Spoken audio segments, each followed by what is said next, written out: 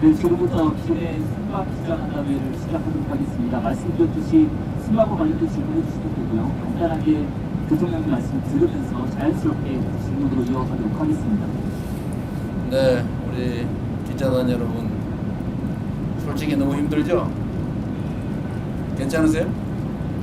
한 2, 3일 더 갈까요? 네, 아마 여러분 상당히 많이 힘들 걸로 생각이 됩니다. 이 좁은 공간에서 밥을 새는 일이 또 한 3일씩 넘어서 대단히 미안하게 생각합니다. 제가 여러분들한테 약속을 하나 못 지켰는데 저번 일정 중에 우리 기자 한 분이 또 쓰러지기도 하고 그러잖아요. 그래서 이번 순방부터는 일정을 좀 여유 있게 잡기로 제가 약속을 했는데 이 양반들이 이거 제가 뭐 부하자 탓하는 건 아닙니다만 또 빼곡하게 잡아가지고 여러분들 저번보다 더 힘드실 것 같아요.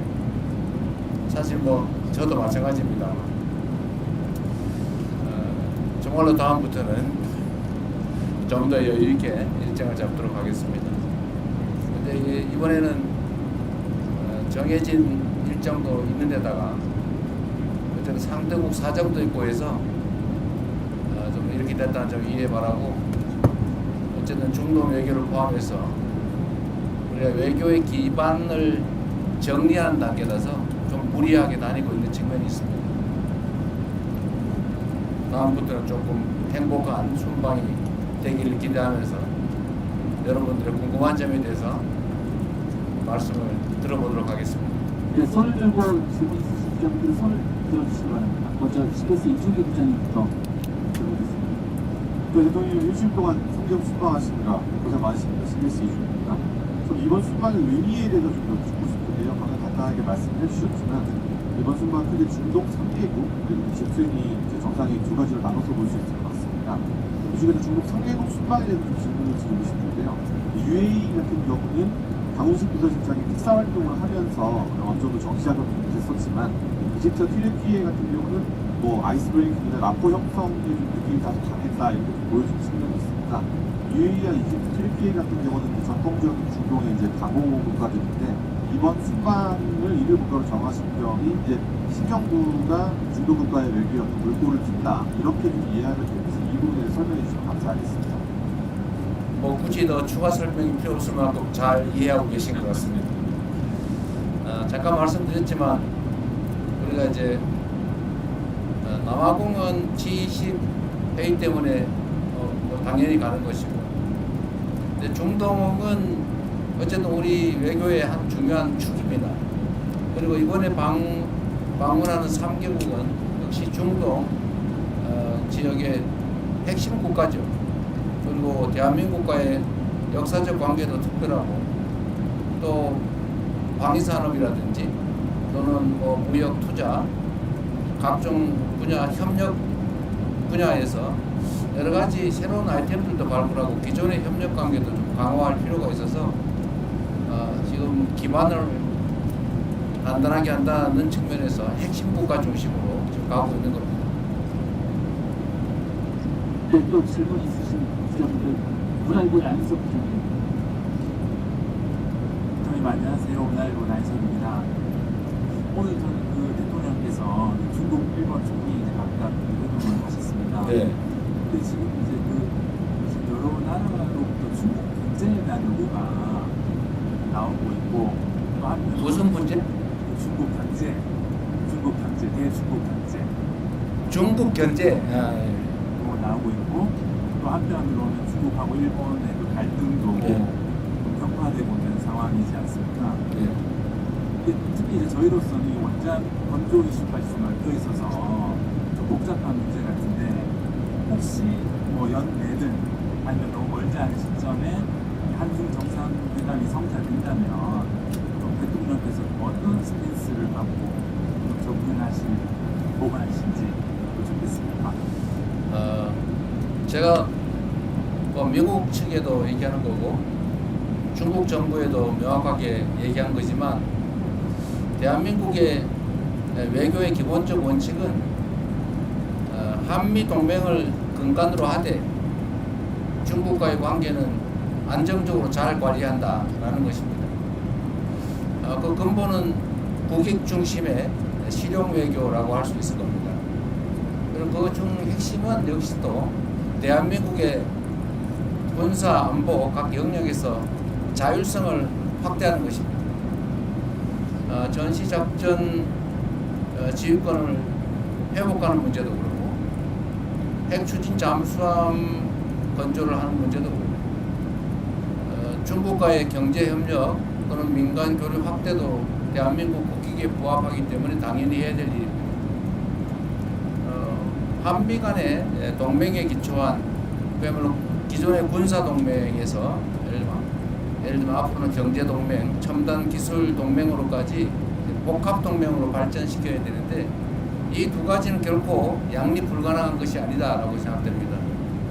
우리가 언제나 대륙과 해양의 중간쯤에 위치하고 있기 때문에 자칫 잘못하면 양팔을 동시에 잡아당기는 또는 중간에 낀 새우 신세가 될 수도 있지만 또 우리가 하기에 따라서는 양쪽의 입장을 적절히 중지하면서 우리의 활동 폭을 얼마든지 넓혀갈 수 있다라고 생각합니다. 우리가 세계사적으로 보면 이 반도 국가들이 두 가지 길을 갑니다. 크게 융성하거나 아니면 갈갈이 찢겨지거나 우리 대한민국도 비슷한 위치에 있죠. 지금 우리는 이 격변한 국제 질서 속에서 우리가 하기에 따라서 우리가 힘을 축적하고 주체적으로 잘 판단하고 자율성을 극대화하고 그리고 국익 중심으로 힘들 때 잘 견뎌내고 또 양쪽의 입장을 잘 활용하면 우리의 외교 지평이 오히려 확 넓어질 수도 있다라고 생각됩니다. 또 이번 새 정부는 그런 길을 향해서 계속 가고 있습니다. 중국의 견제 문제는 서방 국가들 입장에서는 그중에 특히 미국 입장에서는 중국을 적절하게 견제하고 싶어 하죠. 또 한편으로는 견제하면서도 또 한편으로는 협력할 분야를 찾아서 적극적으로 협력을 하고 있는 게 또 현실입니다. 국가와 국가 간의 관계는 원래 그런 것이죠. 국가와 국가 간의 관계를 일도 양단식으로 올로와 나식, 전부 아니면 전무 이런 식으로 접근하면 결국은 남는 게 하나도 없죠. 중일 갈등 문제에 대해서는 중국과 일본이 지금 일본 총리의 발언을 놓고 상당히 크게 갈등이 이어지고 있긴 하지만 대한민국 입장에서 현재 상황을 냉철하게 지켜보고 대한민국 국익이 훼손되지 않도록 대한민국 국익이 극대화될 수 있도록 최선을 다해야 되지 않을까 싶습니다. 그래서 오늘 약간 무리하긴 했는데 중국 총리하고 면담도 하고 또 거기에 맞춰서 일본 측에도 특별히 요청해서 일본 측과 균형을 맞춰서 또 정상회담도 간략하게 했습니다. 그 두 정상회담 과정에서 대한민국이 가지고 있는 기본적 입장을 충실하게 잘 설명했고 곡해가 발생하지 않도록 잘 협의해서 지금 대한민국 입장에서는 거기에 어떤 위협 요인이 생기거나 또는 갈등 요소가 추가되거나 그러지는 않다는 말씀을 드립니다. 네, 질문을 또 받도록 하겠습니다. 이번에는 한국일보의 이석기 기자입니다. 예, 대통령님 안녕하십니까. 저 한국일보 이석기 기자입니다. 대통령께서 이제 그 외국 순방을 다니시다 보면은 국력 신강이 필요하다라는 말씀을 많이 해주시는데요. 이제 얼마 전에 국가 경쟁력을 높이기 위해서 6대 핵심 과제 개혁 필요성을 말씀하신 적이 있습니다. 네. 이제 다른 나라 사례나 전례에 비춰보면 6가지 중에서도 노동과 연금 분야 개혁 과제가 상당하게 저항이 좀 예상되고 있는데요. 그 노동개혁 분야에서 고용시장 유연화 과제가 담기는지 그 연금 개혁의 목표는 어느 쪽으로 설정하고 계신지 궁금합니다. 일단 순방과 관련된 질문에 한해서 답변을 드리는 것으로 하겠습니다. 네. 이 문제는 우리가 순방을 하면서 각국이 가지고 있는 특장점들을 잘 살피고 또 우리가 배울 수 있는 건 배우고 협력할 수 있는 건 협력한다 나는 그런 정도 말씀으로 대체하도록 하겠습니다. 네, 뭐 제가 잘 안 보였습니다. KBS 손수환 기자님 한번 주시겠어요? KBS 손수환 기자님. 네, 대통령님 고생 많으셨습니다. 이번 그 G20 정상회의를 통해서 굉장히 여러 정상들을 뭐 짧게지만 많이 만나셨잖아요. 이제 우리나라에 좀 기대하는 역할이 좀 뭐라고 생각하셨는지 정상들 만나면서 여쭤보고 싶고요. 또 특히 기억 남는 정상이라든지 에피소드 있으시면 제가 부탁드리겠습니다.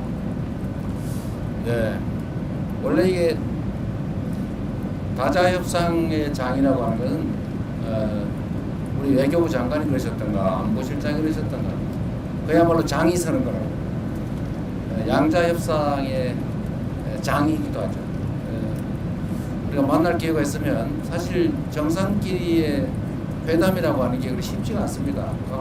상대국을 방문하지 않는 한 정말 특별한 계획이 없으면 만나기조차 어려운데 이렇게 다자회의 기회가 생기면 그 틈틈이 이제 양자회담을 하고 또 양자회담 전에 실무협의도 미리 해서 일정한 의제로 좁히고 정상회담을 통해서 필요한 합의를 끌어낼 수 있습니다.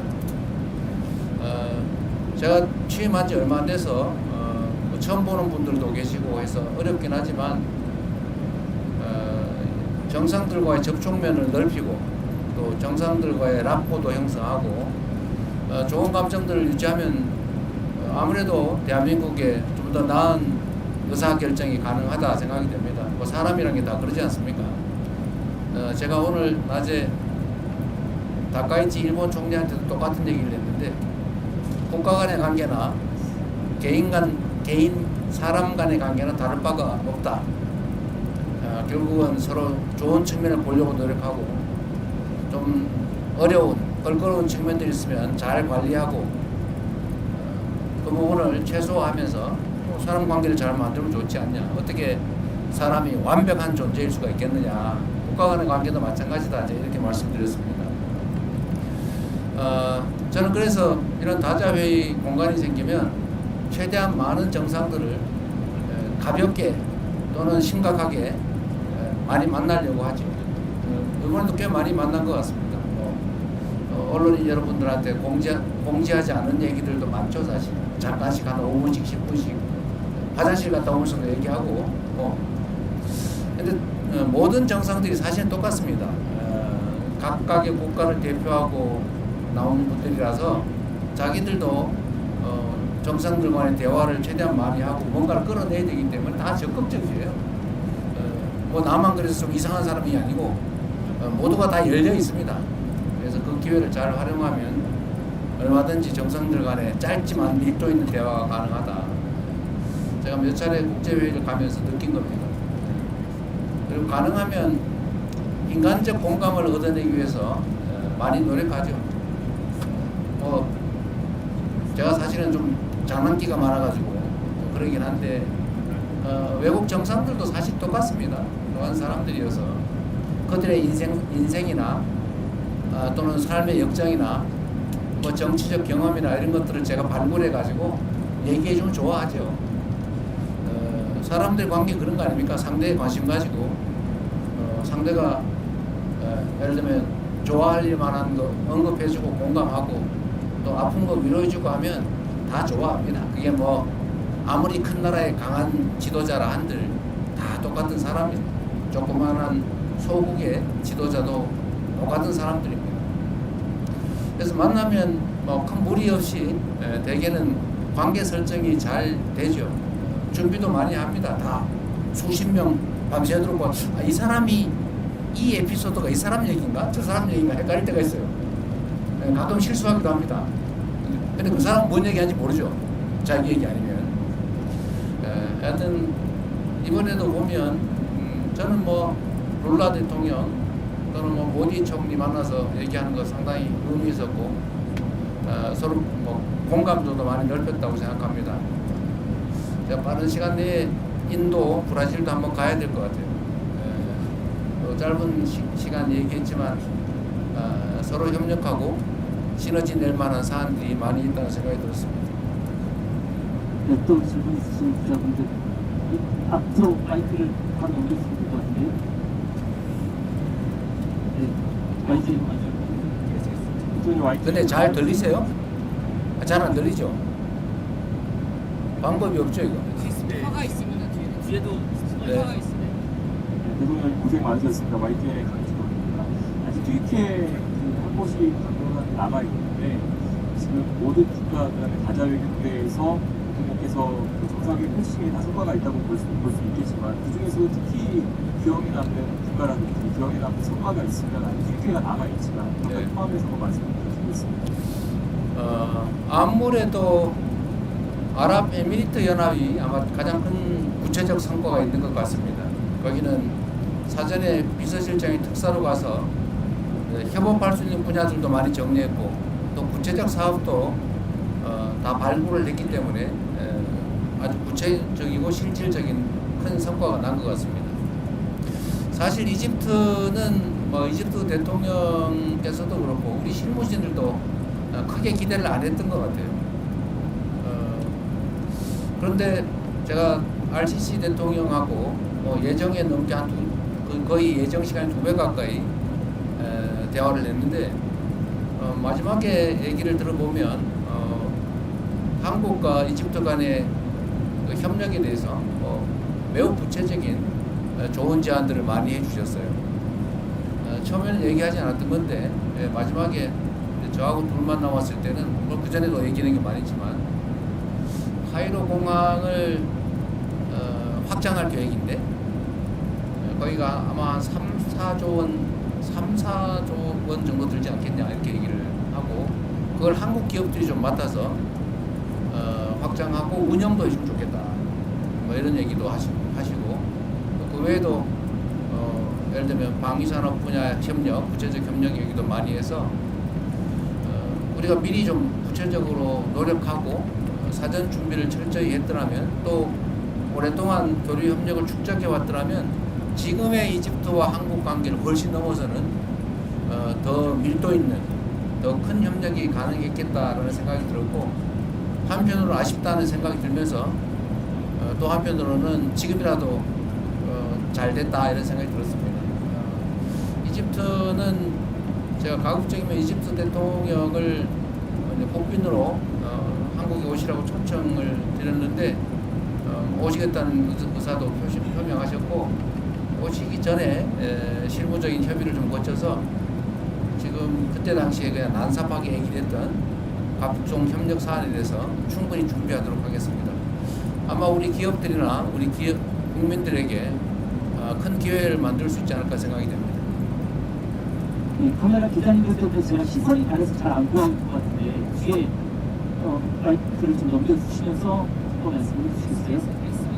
SBS 부서는 근데 우리 대변인이 남성 편향적인 것 같은 느낌이 좀 듭니다. 네, 저 SBS 강청환 기자라고 합니다. 지금 마지막 방법은 튀르키예를 가시는데 튀르키예 언론과도 인터뷰를 하셔서 일부 내용을 말씀을 하셨지만 특히 주한점 등에 가셔서 정상회담을 하실 내용이라든지 아니면 또 기대하는 성과가 있으실지 제가 취임하면서도 말씀드렸지만 우리 대한민국의 경제 상황이 그렇게 좋지가 못하기 때문에 그래서 가장 중요한 것은 국가 간 협력을 통해서 대한민국의 경제 상황을 개선하는 겁니다. 튀르키예도 지금 경제 상황이 그렇게 녹록치는 않은 상황인 것 같긴 합니다. 튀르키예는 아시겠지만 국교 관계를 수립하지도 않은 상태에서 6.25 때 병력 규모로 사위를 이를 만큼 대규모 병력을 파병해서 대한민국을 도와준 나라입니다. 형제 국가라고 또 그 중에서도 피를 나는 형제 국가라고 부르는 이유가 있죠. 튀르키예도 방위산업 분야, 국방 분야에 워낙 관심이 많고 또 대한민국도 강점을 가진 분야가 방위산업 분야인데 이 부분에 대한 협력도 가능할 것이고 또 튀르키예는 이제 문화 관광 산업이 상당히 발전한 나라이기도 합니다. 또 대한민국도 앞으로 문화 콘텐츠 분야에 투자를 많이 할 생각이기 때문에 이런 문화 관광 분야에 대한 협업도 가능할 것으로 생각되고 그 외에 일반적인 원자력 발전 문제라든지 정말 할 수 있는 일은 얼마든지 있다는 생각이 듭니다. 제가 외교부 장관한테도 또 안보실장한테도 말씀을 드렸는데 앞으로 외교 분야에 대해서 우리가 좀 더 체계적으로 정비하고 더 많이 투자해야 된다 이런 말씀을 드렸어요. 우리는 이제 소위 통상국가인데 지금 제가 해외 순방을 다녀보면서 느낀 거는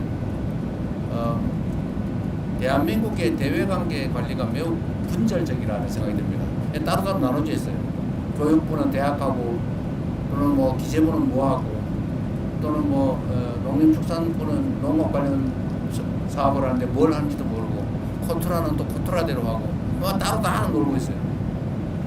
이렇게 해서는 안 되겠다. 좀 체계적으로 종합적으로 외교 분야를 정리하고 좀 더 타국과의 이런 협력을 좀 더 구체적으로 좀 더 세밀하게 관리해야 된다는 생각이 듭니다. 공정하게 하기 위해서 좌석을 반대편 쪽으로 변경하지 마이크 드리겠습니다. 진심은 김현선입니다. G20에서 말씀하신 내용 보면 다자주의 얘기 많이 하시고 무역체제에 관련해서 예측 가능성 얘기하시면서 WTO 기능보건을 주장하셨는데 지금 트럼프 미국 행정부는 WTO 체제 정식을 선언을 했었잖아요. 그래서 그런 상황에서 WTO 기능 회복을 말씀하신 어떤 배경이나 이유 같은 게 있으시면 짚어주시면 좋을 것 같습니다. WTO 중심의 다자주의 체제 회복이라면 좀 심하고 완전히 깨진 건 아니니까요. 다자주의가 상당 정도 훼손되고 있는데 이 다자주의를 좀 훼손되지 않게 해야 된다는 점에 대해서는 우리 대한민국뿐만이 아니라 거의 특정 국가를 제외한 거의 대부분의 국가가 동의하는 바입니다. 그날 뭐 오늘 어제 이렇게 각 정상들 또 국제기구 대표들이 발표하는 거 발언하는 거 봐서도 알지만 어쨌든 자유무역 체계 다자 시스템을 튼튼하게 강화해야 된다, 훼손을 최소화해야 된다라는 점에 대해서는 모두 동의합니다. 이번에 아마 G20 논의 결과 성명을 전체 국가 이름으로 못하고 참여 국가 명의로 발표를 했는데 어쨌든 그것도 아마 상당히 내용에 어려움이 있었던 것 같아요. 뭐 국제관계라고 하는 게 그러지 않습니까? 뭐 누군가가 규율해줄 무슨 특별한 권력이 따로 있는 것도 아니고 뭐 질서라고 하는 게 각종 조약이나 규범으로 존재하긴 하지만 뭐 안 지키면 방법이 없는 그런 상황이라 선의에 기대할 수밖에 없긴 한데 그럼에도 불구하고 이제 국가 간 관계라고 하는 게 이제는 서로 떼어놓고 따로 살 수 없는 상황이기 때문에 국제 질서를 모두가 존중받는 모두가 함께 잘 사는 그런 다자주의 체제로 최대한 잘 만들어 가야 되겠죠. 제가 정상들하고 대화를 해보면 어쨌든 이런 부분에 대한 욕구들이 참 많습니다. 예를 든다면 EU 유럽 공동체하고 CPTPP 환태평양 경제 동반자 협정인가 그러죠. 이걸 결합을 하자 이런 얘기도 많고 또 특정 국가는 몇 개 국가를 좀 이해관계가 유사한 국가끼리 좀 같이 묶어보자 이런 얘기들도 많이 합니다. 그게 이제 WTO 체제가 좀 위협을 받다 보니까 또 다른 형태의 구조를 만들려고 하는 건데 어쨌든 그런 노력들까지 다 합쳐지면 그래도 자유무역 질서라고 하는 게 결국은 모든 국가가 함께 살 수 있는 거의 유일한 길이기 때문에 결국 그 길로 갈 수밖에 없을 것이라고 생각합니다. 말이라도 계속 해야죠. 네, 또 질문 있으신 분 이성훈 기자님 마이크 드리겠습니다. 머리 쪽이 뒤에 뒤에 안녕하세요. 김성은 기자이고요. 대통령님께서 이번 순방 기간 중에 거의 모든 국가 정상들과 만나서 방산협력을 제안하시거나 또는 강구하셨었는데요. K방산에 대한 각국 정상들 반응은 좀 어땠는지 궁금하고 대통령님께서 보시기에 가장 큰 관심을 보였던 정상은 누구였는지, 그리고 강훈식 실장님 전략경제협력 특사로 운영하는 이 분야의 공을 굉장히 많이 들이신 걸로 아는데 혹시 조만간 대규모 K방산 수주 소식을 기대해도 될지, 관련 성과를 기대해도 될지 여쭙습니다. 네. 우리가 이제 다른 나라보다 좀 뛰어난 분야가 많이 있긴 한데 사실은 방위산업 분야는 정말 괄목할 만큼 다른 나라에 비해서 상대적 우위를 가지고 있습니다. 물론 뭐 미국에는 비교할 바 못되지만 사실 미국도 이제는 뭐 전투기 생산이나 전차 생산, 뭐 하다못해 여러분도 잘 아시지만 잠수함 아니면 군함 생산에서 상당히 많은 문제를 노출하고 있죠. 제가 외국 정상들한테 방산 얘기도 많이 하지만 외국 정상들도 방산 얘기를 많이 합니다. 매우 놀라워요. 이게 지금 최근에 이렇게 드러나는 실력이 이제 구체적으로 드러나는 성과가 나다 보니까 그런 것 같기도 한데 여러분 아시겠지만 저는 대한민국이 북한의 GDP의 1.45배에 이르는 엄청난 규모의 국방비를 현재 지출하고 있고 전 세계 군사력 5위로 평가받는 나라인데 이게 전시 작전권도 없고 또 일각에서는 마치 외부의 지원이 없으면 자체 방위도 못하는 것처럼 이렇게 오해를 하거나 아니면 곡해를 유발하고 있는데 이런 저는 상황을 저는 빨리 개선해야 된다고 봐요. 그리고 저는 방위 산업에 대한 지원 또 방위 관련 R&D 투자 이런 부분은 경제적으로도 유익할 뿐만 아니라 우리 자체 방위력 강화에도 크게 도움되기 때문에 앞으로도 계속 집중 투자해야 되고 또 더군다나 우리가 방위비를 장기적으로 3.5%까지 GDP 대비 3.5%까지 늘린다고 하는 약속은 아니고 방침을 우리가 밝혔기 때문에 그 방침에 따라 계속 우리가 국방비를 증액을 해 나가야 됩니다. 그래서 방위 산업을 육성하고 또 방위 산업을 통해서 다른 산업을 더 발전시키고 방위 산업을 통해서 수출을 확대하고 또 방위 산업을 통해서 각국이 지금 매우 군사적 위협을 느끼고 있기 때문에 그 위협을 느끼는 정도가 점점 더 강화되고 있기 때문에 각국의 관심도 높아지고 있어서 국가 간 관계를 발전시키는 데도 매우 도움이 된다고 생각됩니다. 그리고 우리만 그러는 게 아니고 말씀드린 것처럼 다른 나라도 이 방위산업 특히 우리의 무기를 구매하는 게 아니고 공동 개발, 공동 생산, 공동 판매, 시장 개척에 관심들이 많아요. 우리가 예를 들면 폴란드의 그 전차, 이 전차 수출하고 그 일본도 현지 생산을 하고 있지 않습니까? 폴란드도 매우 만족하고 있는데 사실은 KF-21을 포함한 전투기나 특히 인도 같은 경우는 조선산업협업을 구체적으로 요청을 했는데 어쨌든 거기는 뭐 군수 분야로 들어있을 걸로 추측은 돼요. 그래서 이거는 여러 다방면으로 우리에게 절대적으로 필요한 부분이기 때문에 저도 많이 강조하고 또 실제 수출 성과도 내야 되고 아마 실제 결과도 조만간 나오게 될 겁니다. 상당히 전망이 좋은 또 해야 될 분야라는 생각이 듭니다. 네, 다음 질문으로 넘어가겠습니다. 뉴스의 김시현 저 뉴스의 김세연입니다. 제가 그 8월에 방미 귀국길에 아파서 잠시 이분이 그러시면 2개월 지금 반 정도 쉬다가 일주일 전에 복직해서 이번 순방에 함께하게 됐는데요. 일단 감회가 좀 새로워서 그 말씀을 한번 드리고요. 지금 질문을 돌아가서 그 독일 총리와 아까 그 한반도 정세에 대해서 조금 말씀을 나눴던 것을 공개가 됐는데 그 그거에 대한 구체적인 발언은 조금 안 나온 것 같아가지고요. 아까 중국과 일본과의 관계 말씀하시긴 했지만 좀 총리와 조금 남았던 대화를 공개하실 부분이 있으시면 조금 설명해 주시면 감사하겠습니다. 아까 브리핑 안 했어요. 내용 브리핑 안 하셨어요? 안 했습니다. 문서로 간단하게 공개한 건 있습니다. 아니 상관없고 그래도 최초의 양자회담인데 내용 발표 좀 해주시고 그러셨어요.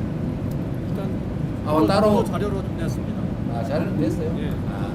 네, 자료를 냈는데 안 보시는 모양이네. 독일 총리가 이제 중국과의 관계가 어떠냐 뭐 이런 식의 질문을 했는데 그건 뭐 프랑스도 마찬가지였던 것 같고 그에 대한 대답은 아까 여러분한테 했던 얘기하고 똑같습니다.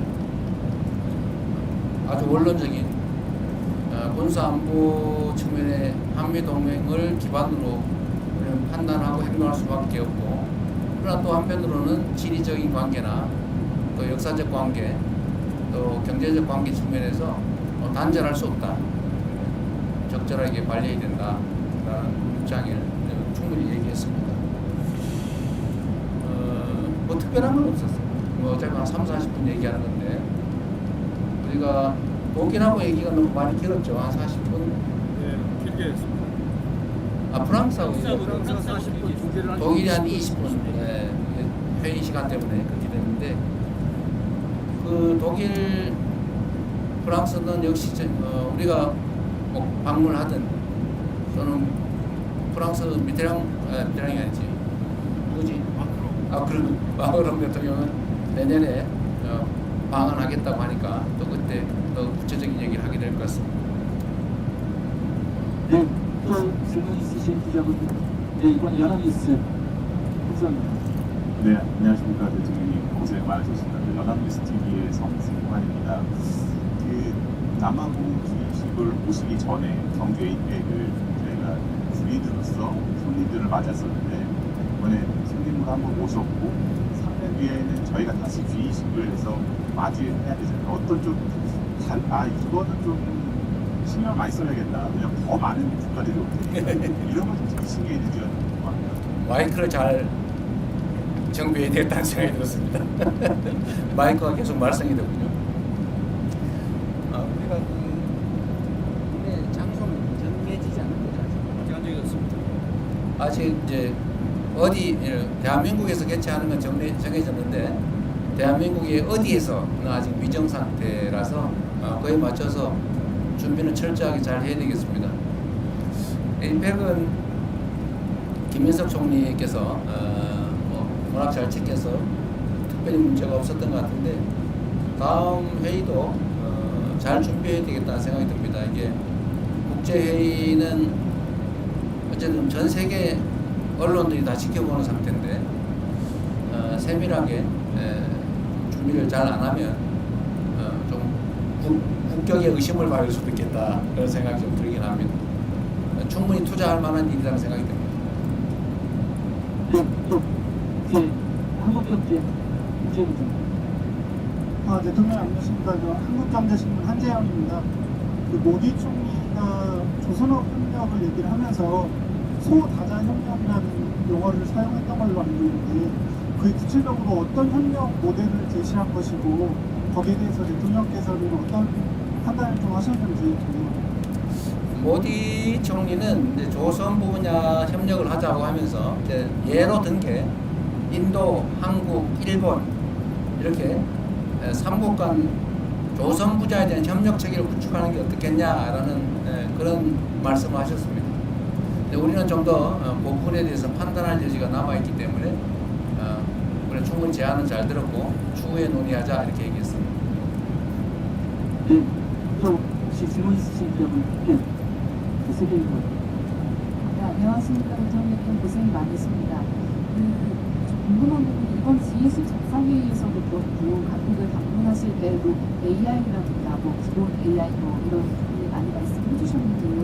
그에 대한 각국 정상들의 반응이라든가 아니면 우리가 AI 정책하고 관련해서 긴밀히 좀 협력할 수 있겠다 이런 생각이 좀 국가를 갖고 있으셨다는 말씀입니다. 이번 G20의 핵심 의제 중에 하나도 AI를 어떻게 공정하게 잘 활용할 거냐라는 것입니다.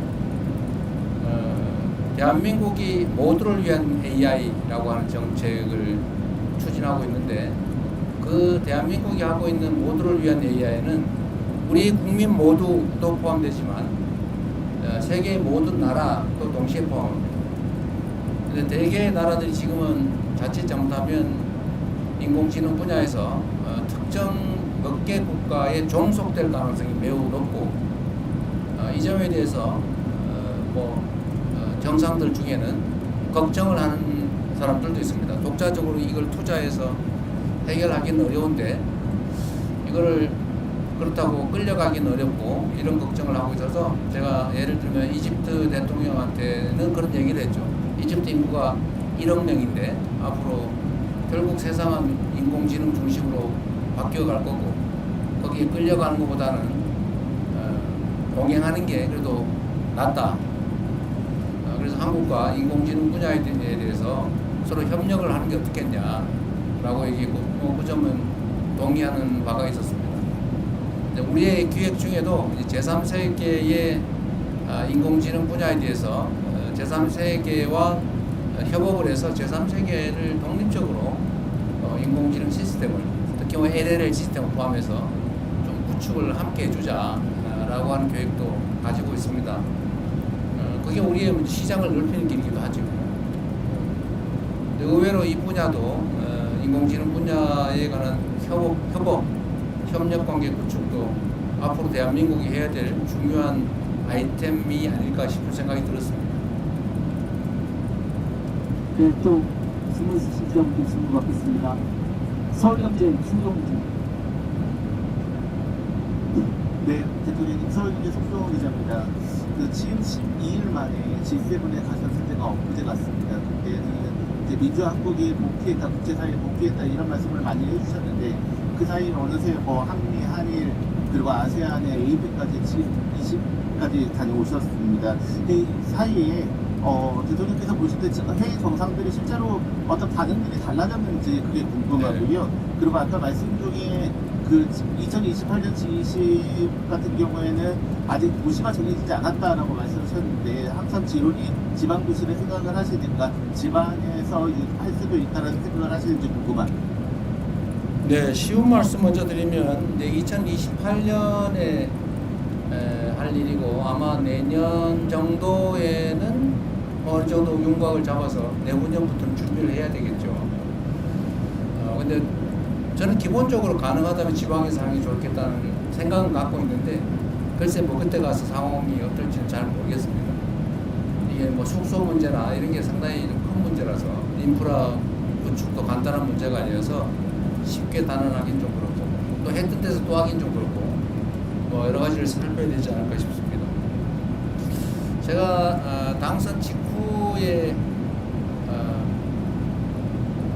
캐나다에 갔을 때 그때는 사실은 저도 정신도 없고 저도 몇몇 정상들 얼굴 아는 사람들 내가 혼자 사진에서만 봤지 전혀 모르는 사람들인데 상당히 좀 어색하긴 했습니다. 근데 그때도 느낀 건데 대한민국의 위상이 우리 스스로 생각하는 것과는 다르구나 라는 걸 그때 제가 G7 회의 갔을 때 느꼈고 그 후에 아세안 APEC 또 이번 G20 이런 회의를 가면서 느낀 거는 대한민국에 대한 외국의 인식이 정말로 높아지고 있구나 이걸 정말로 느낍니다.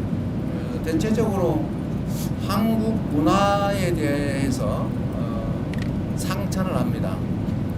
문화적 역량. 그리고 이 얘기는 잘 안 하는데 이제 말 속에 숨어 있는 것들이죠. 정치적 얘기니까 계엄 얘기나 계엄 극복에 대한 얘기는 잘 안 해요. 잘 안 하는데 사실은 그 얘기가 포함되어 있다고 느껴집니다.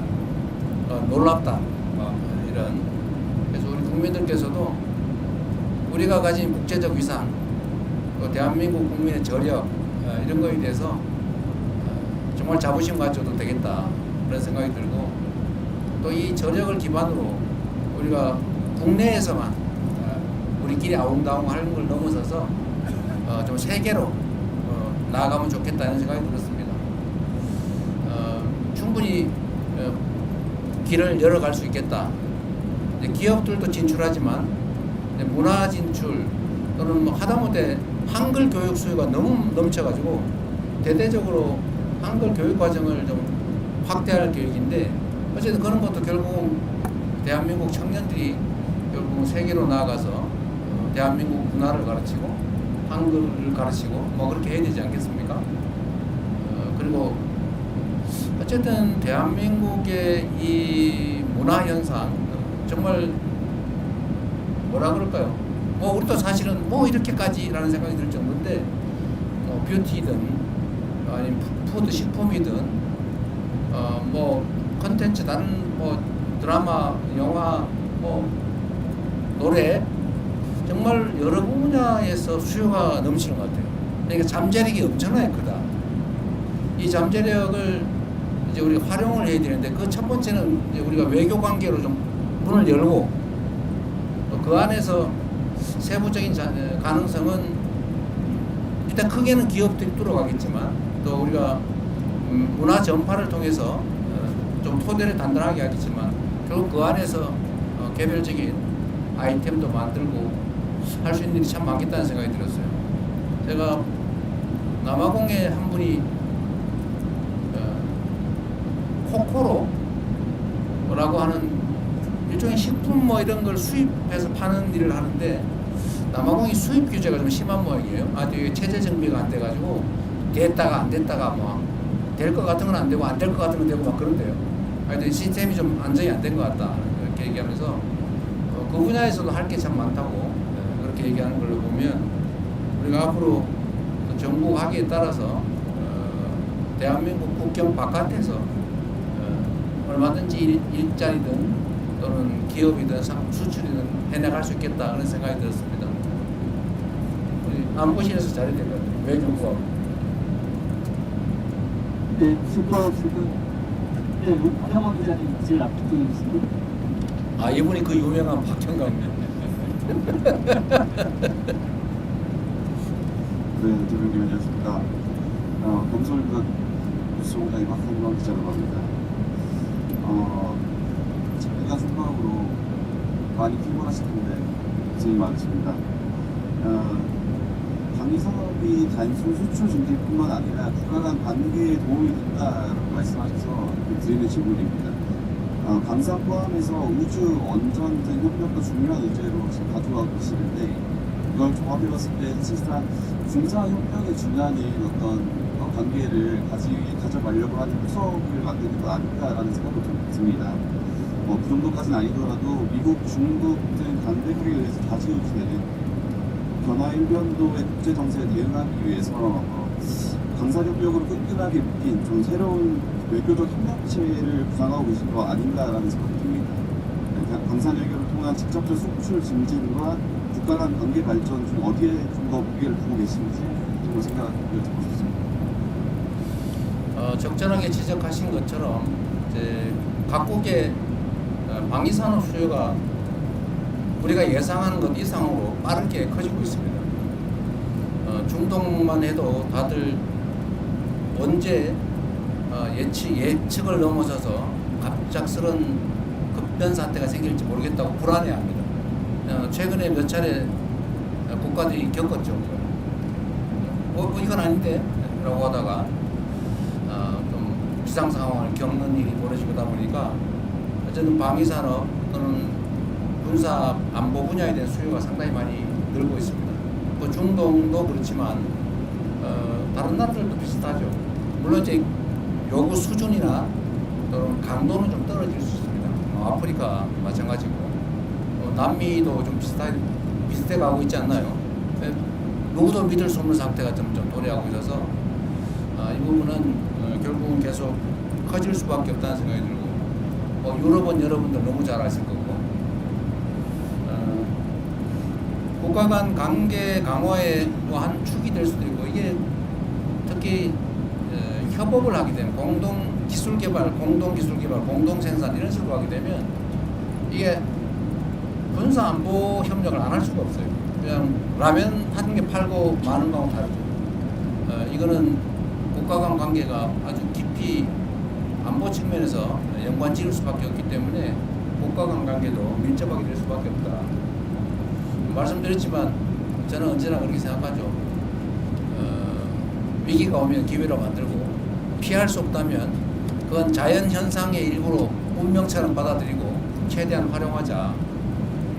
우리도 결국은 국방 분야에 투자를 늘릴 수밖에 없는 상태인데 그러면 외교 관계도 확대해 나가는 게 뭐 일반 무역 투자도 있겠지만 또 문화 교류도 있고 인적 교류도 있고 뭐 원자력이든 뭐 여러 가지 있겠지만 그중에 방위산업 분야도 아주 현실적으로 매우 유효한 수단이다 그런 생각이 듭니다.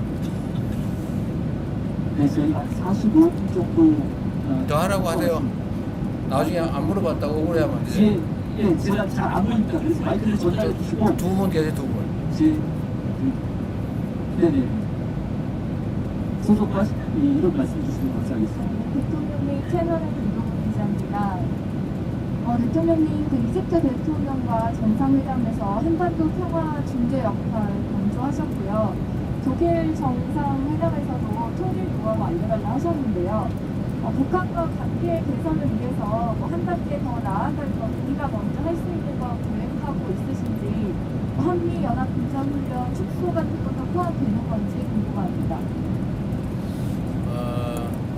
어쨌든 북한이 가장 예민해하는 것이 이제 한미 연합 군사훈련인데 그 부분에 대해서 우리가 선제적으로 훈련 규모를 축소하거나 뭐 연기하거나 뭐 이런 것들을 검토하자는 주장도 일부에서 있습니다. 또 한편으로는 그게 만약에 남북 간의 평화 체제가 확고하게 구축이 되면 뭐 안 하는 게 바람직하겠죠. 그러나 이게 어떤 게 먼저냐라는 것은 그때 상황에 따라서 이게 지렛대가 될 수도 있고 결과가 될 수도 있죠. 지금은 당장 말하기는 어렵습니다. 그러나 길게 보면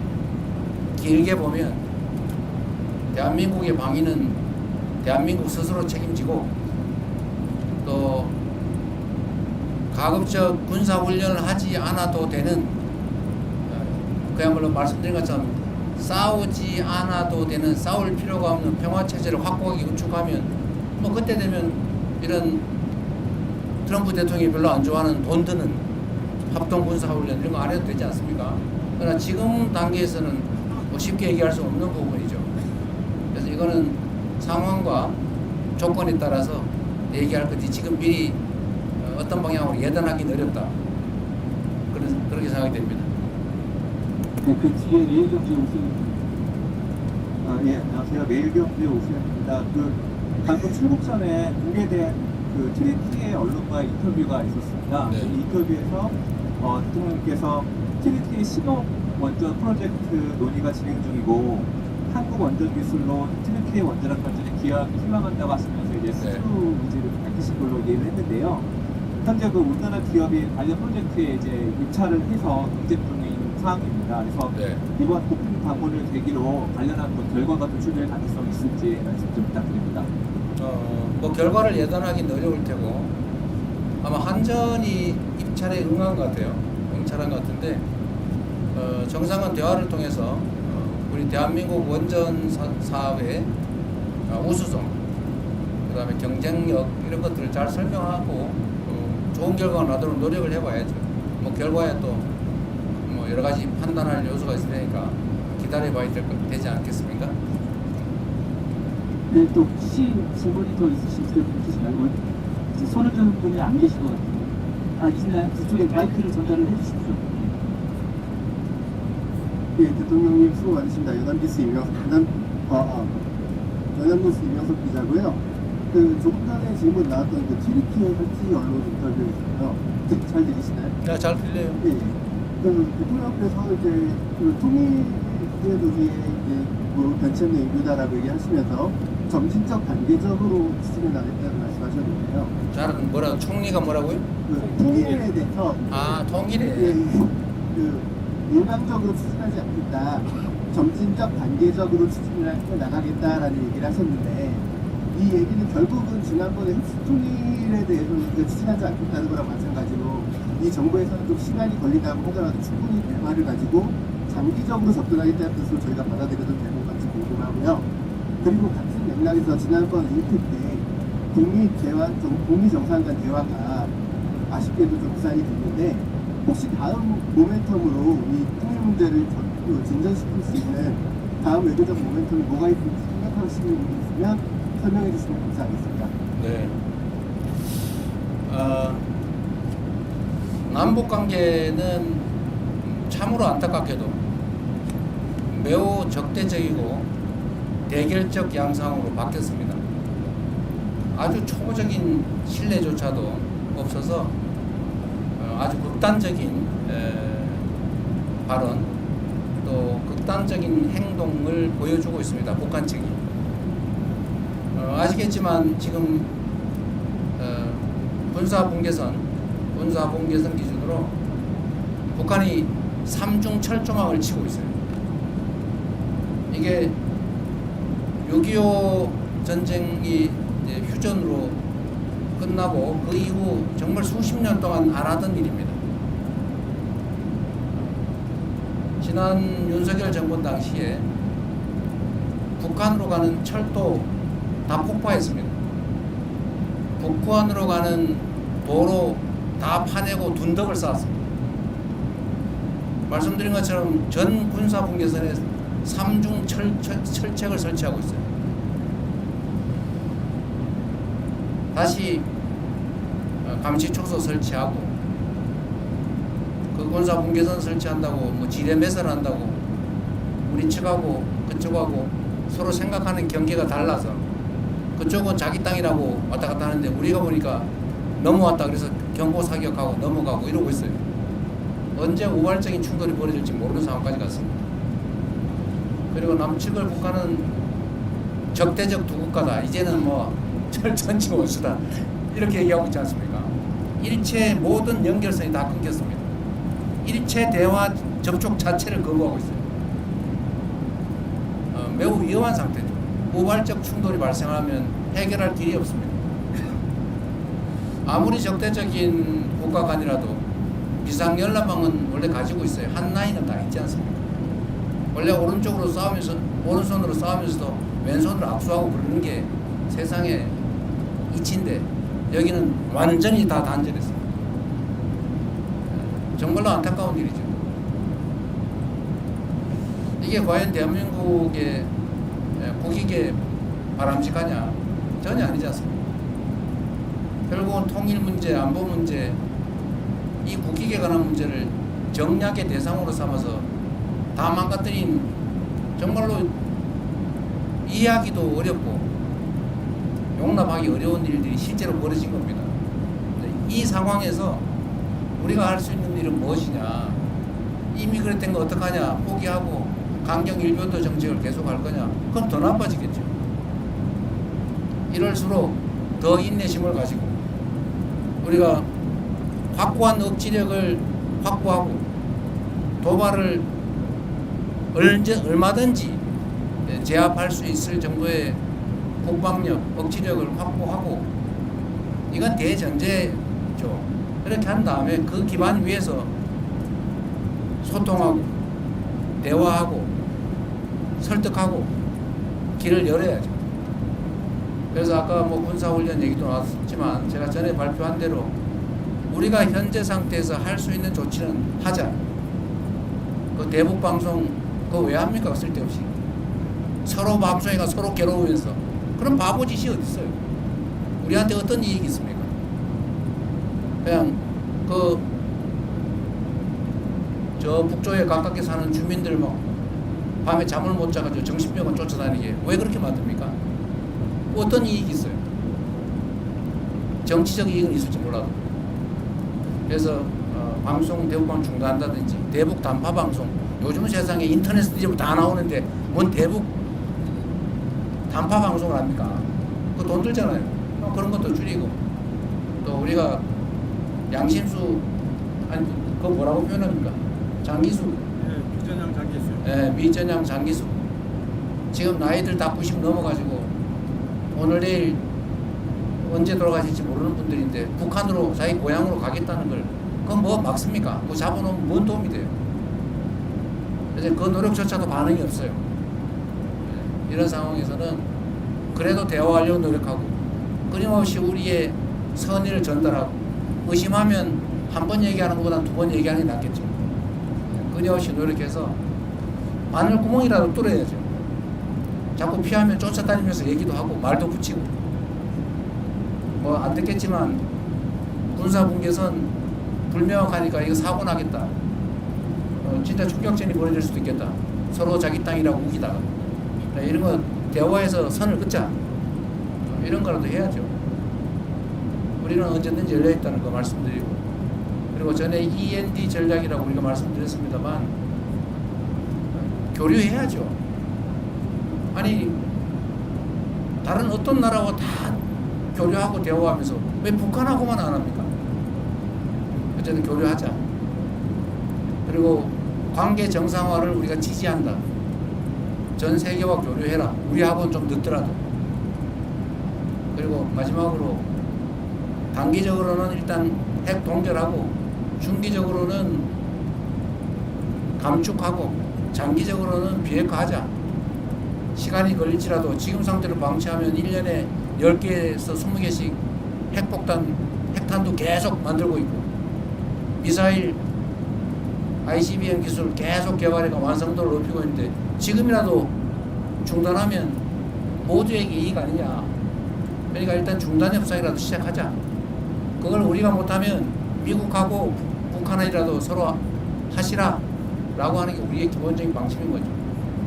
물론 당연히 우리가 흡수통일 그런 얘기 왜 합니까? 뭐 흡수해서 뭐예요? 거기서 생겨나는 엄청난 충돌을 어떻게 할 겁니까? 엄청난 비용을 어떻게 감당할 거예요? 책임도 못 질 얘기를 정치인들이 쓸데없이 하느라고 괜히 갈등만 격화되지 않습니까? 우리 흡수 통일할 생각 없다. 통일에 관한 우리의 관점은 일단 대화하고 평화 공존하고 그 다음에 얘기하자. 갑자기 통일 얘기하면서 뭐 대박 이렇게 얘기하니까 북한이 이거 쳐들어오는 거 아니야? 이래가지고 철조망 치고 도로 끊고 장벽 쌓고 철도 끊고 막 그러잖아요. 무인기 가서 막 보내가지고 약 올리고 얼마나 긴장되겠습니까? 근데 이거를 일종의 업보죠. 개인도 그렇지만 국가도 업보를 쌓은 겁니다. 시간이 걸리겠죠. 그 업보를 줄이기 위해서 그 업보를 쌓은 노력 이상의 노력을 그것보다 더 많은 시간의 투자가 필요하지 않을까 생각합니다. 네, 아마 더 질문 있으실 분이 안 계신 것 같습니다. 저희가 거의 1시간 가까이 네, 마지막이었어요. 네, 기자 간담회를 했습니다. 그러면 네. 이것으로 기자 간담회를 마치도록 하겠습니다. 어쨌든 여러분 뭐 박수 치면 누구 욕해요. 어쨌든 여러분 너무 고생이 많으십니다. 제가 이렇게 해외 순방을 다녀보니까 또 교민들을 이렇게 만나보니까 참 절박하다는 생각이 들었어요. 또 한편으로는 정치 또 국정이 하기에 따라서 참 많은 걸 할 수 있겠다 그런 자신감도 생깁니다. 몸이 좀 피곤하긴 하지만 그래도 정상들을 만나고 방문하고 또 현지에 이런저런 의견들 들어보고 또 개선책들 만들다 보면 참 보람 있는 일이라는 생각이 들긴 합니다. 저는 그래도 좀 넓은 공간에서 좀 편하게 가는 편인데 이 좁은 공간에서 10몇 시간씩 비행기 타고 가는 거 얼마나 힘들겠어요. 그래서 앞으로는 저기 어디 갔습니까? 여기 일정 짜는 사람들 누구예요? 여기 의전팀 짭니까? 이 양반이 공보 출신인데도 이게 기자 배려를 안 하고 네? 언론들 배려를 안 하고 이렇게 저도 죽을 지경입니다. 무슨 일정을 이렇게 정상 외교 순방 일정을 이런 식으로 어디 이집트 가면 박물관이라도 한번 가봐야지 세상에 네? 하루 종일 뺑뺑이 돌리다가 바로 다른 나라 그것도 밤에 출발해가지고 새벽에 도착해서 또 뺑뺑이 돌리고 좀 반성하세요. 저를 위해서가 아니고 우리 언론인들 생각해서 또 쓰러지면 어떡할 겁니까? 이번에 더 힘든 것 같은 제목입니다. 몸 관리 잘 하십시오. 자, 고맙습니다.